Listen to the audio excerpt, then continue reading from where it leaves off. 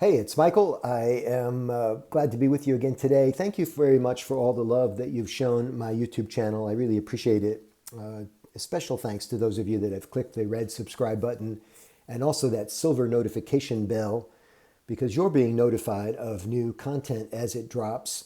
A couple videos a week, and you'll be in an ongoing stream of content and tips. Of course, the channel contains a lot of fun because with my hashtag speaker life, I'm on the road all the time and reporting from exotic locations. But I think a lot of the content these days is about how you can be a better speaker and a better presenter. It's my stock and trade now, teaching people this in the online Present Like a Pro course. And just helping people become, develop their voice and help others. It's just been the joy of my life to do this. So thanks in advance for anybody that's about to do that, and certainly thank you to all the fans of the channel. I am in between two TEDx talks, and this is just a remarkable story because after years of teaching people how to create TED Talks and how to get TED Talks, I walked into two invitations this TED season. By invitations, I mean I did not actually fill out an application. I was invited to two locations. The first one was last week. TEDx Detroit took place in Music Hall downtown, and I learned a lot. It was a blast. And the next one's coming up in OCALA, Florida on Saturday. If you'd like to see the videos, just search YouTube for my full name, Michael Angelo Caruso, and then either TEDx Detroit or TEDx OCALA, OCALA. The videos will come up and you can see not only my talk, but other great speakers that have spoken at these two events. I thought it would be fun to do a reading of my TEDx OCALA talk. You'll eventually see how it turns out in a live format in the college auditorium down there. But my experience in practicing these talks in different ways is that the reading comes across a little bit differently in a studio setting like I'm in today versus in front of a live audience. You might find yourself focusing more on how the speech is constructed. You might pick up more on some of the language and lexicon tricks that are being used than you would in a live format when people around you are laughing or there's a shuffling or there's a big screen in the background on stage. So let's give it a go. This is good practice for me too, so I appreciate this opportunity. But I'm going to essentially read the speech to you so that you can enjoy it in this environment. TED, by the way, stands for Technology, Entertainment, and Design. And every TED Talk is supposed to put forth one big idea. The big idea in this case is that silence is a powerful communication tool. That's what I'm trying to develop here in the 13 minutes that they allow me to do the talk. I also should tell you before I begin the official reading that when I come out on stage, I do a little trick. I don't actually start speaking. So I'll come out on stage and I'll kind of take in the audience. And I'll do this a little bit longer than anybody will anticipate. And then I'll actually begin the speech. So let's assume I've done that little shtick. And here's how the program will start.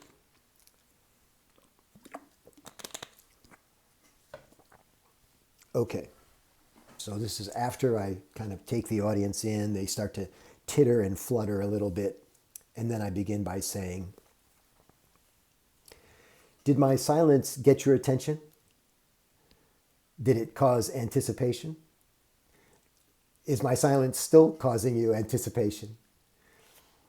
Did it cause a little bit of discomfort?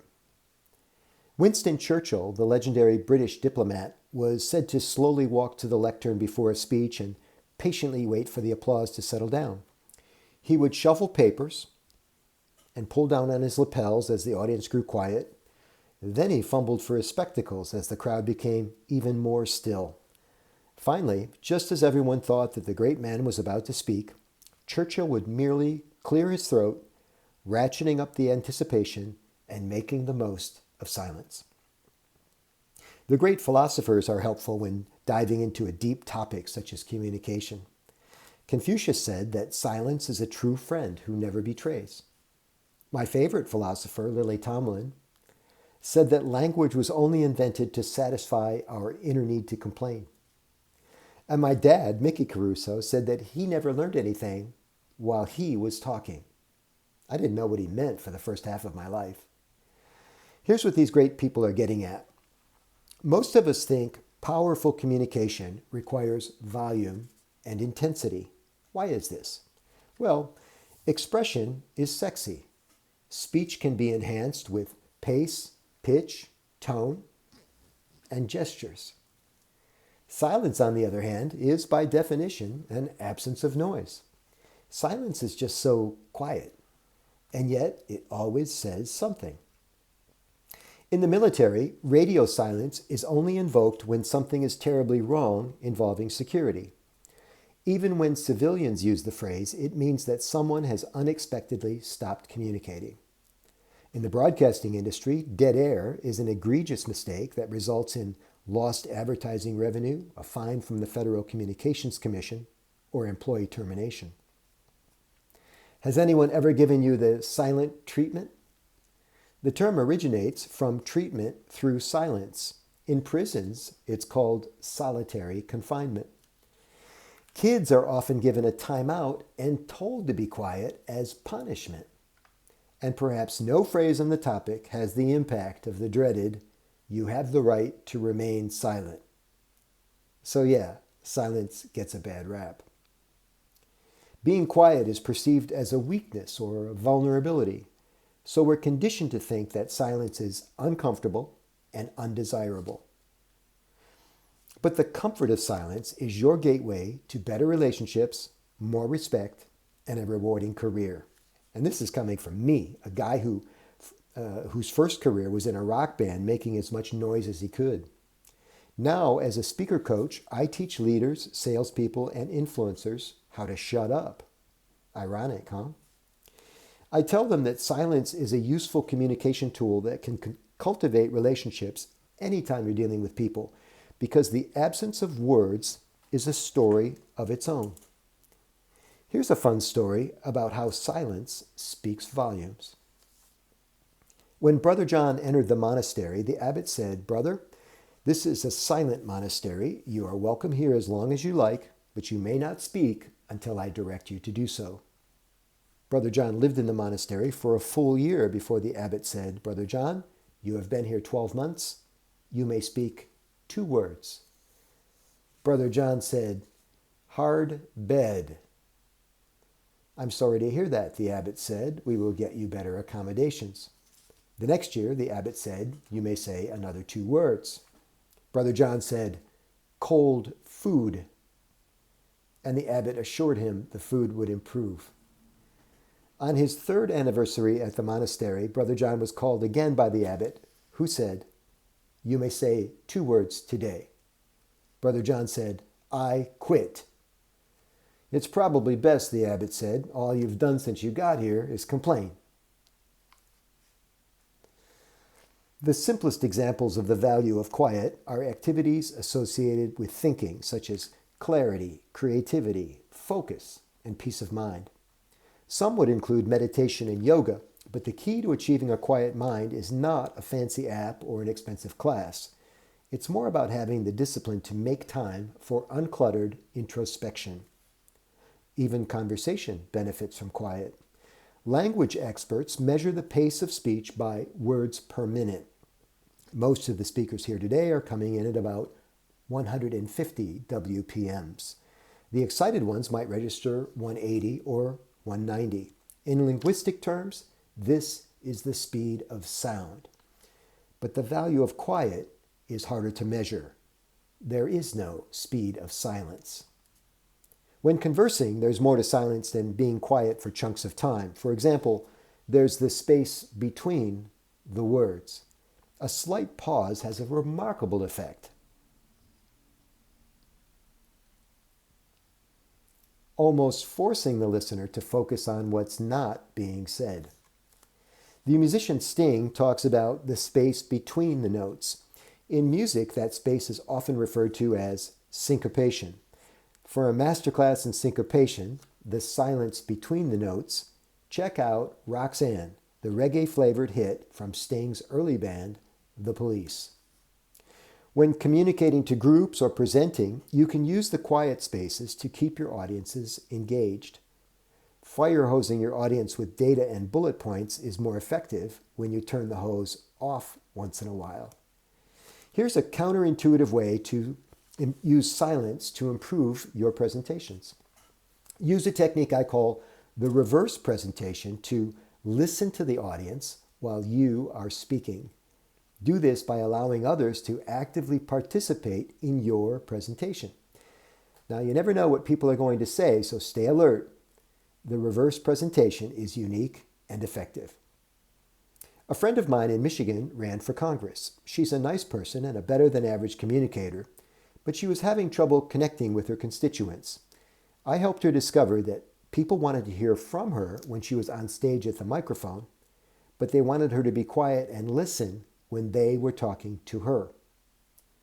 The art of silence is used in business all the time. The best consultants and customer service reps are expert listeners. Want to sell more? Talk less. Selling is a lot like fishing. You've got to keep quiet to catch the big ones. Persuasion experts say that there's a winning listen-to-speak ratio for sales presentations. It's situational, of course, but if you think of your presentation in 3 parts, the beginning, the middle, and the end, you want to talk about 20% of the time in the beginning, 70% in the middle when you are explaining your value proposition and answering questions, and 20% of the time when closing. Yeah, I know those numbers add up to more than 100, but that's because your sales presentation always runs long, doesn't it? Aristotle said that nature abhors a vacuum. In other words, any absence of an expected vocal will soon be filled by someone else. Use a technique called the stall to instigate silence and compel others to engage with you. Would you like to see a demo? Okay, great. We'll use this bottle of water. I'm going to ask you a question and then be quiet to create the vacuum. Watch what happens. Are you enjoying my presentation so far?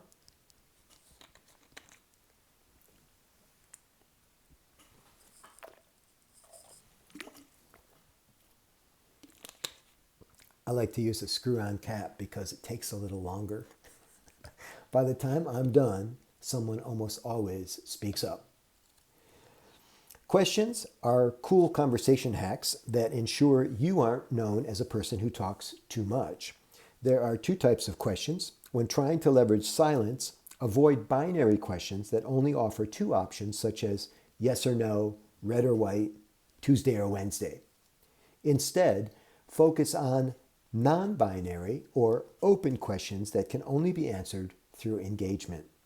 It's engagement that allows you to be quiet and listen. Here are 4 tips for what behavioral psychologists refer to as active listening. All are variations of silent communication. Let's practice together as I run them down so you can get good right away, okay? All right, the first technique is called the knowing smile. So it lets others know that you're engaged. Let's try it together. You just upturn the corners of your mouth just slightly like this. Very good. Thank you. The second technique is called the head nod, which conveys acknowledgement, if not understanding. You can do it with smiling eyes. So let's try it together. Here we go. Excellent. The third strategy is called the thinker pose. It's named after the statue of the same name from the French sculptor Auguste Rodin. You remember it, yeah? The thinker pose? So to do it, you would just move one of your hands to the lower part of your face and say something like, that's interesting. Let's try it together. Hands at your side. On the count of 3, here we go. 1, 2, 3. That's interesting. Excellent. Thank you. Finally, the combination platter is a delicious mashup of all of these strategies. You can do the knowing smile, the head nod, move the hand to your chin like this, right? And the effect is as if you're a little buzzed. I see some of you are better at this than others. To get silence to work for you, remember this dictum. First be interested, then be interesting. If you need a meme as a call to action, just use hashtag #ShutUp. It's worth noting that one of the best ways not to say something wrong is to not say anything. You can avoid a lot of arguments by not talking. The poet Thomas Roethke wrote, "May all your silences be accurate." It's so refreshing these days when someone does not have an opinion on something. Am I right? Speaking of that person, before I go, I'd like to show you a photo of my favorite roommate ever. This guy's so considerate. He's an expert listener, and he's very comfortable with silence. He's my silent knight. And then I would advance the PowerPoint from a black slide to a photograph of my favorite roommate, my silent knight. I've lived with him for years. The idea would be that we would end this talk with a little bit of a giggle, and people would be laughing perhaps as I exited the stage. That's the hope anyway. I hope you've enjoyed this rendering, this studio reading of my TEDxOCALA talk.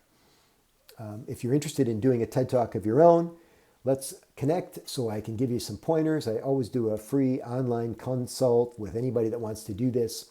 You can get that consult at michaelangelocaruso.com/talk, TALK. There's a calendar link. You can make an appointment and we'll get you some good advice, at least get you pointed in the right direction. Sound good? Thanks again for watching. I appreciate you subscribing and clicking that silver notification bell on the YouTube channel. We'll see you next time.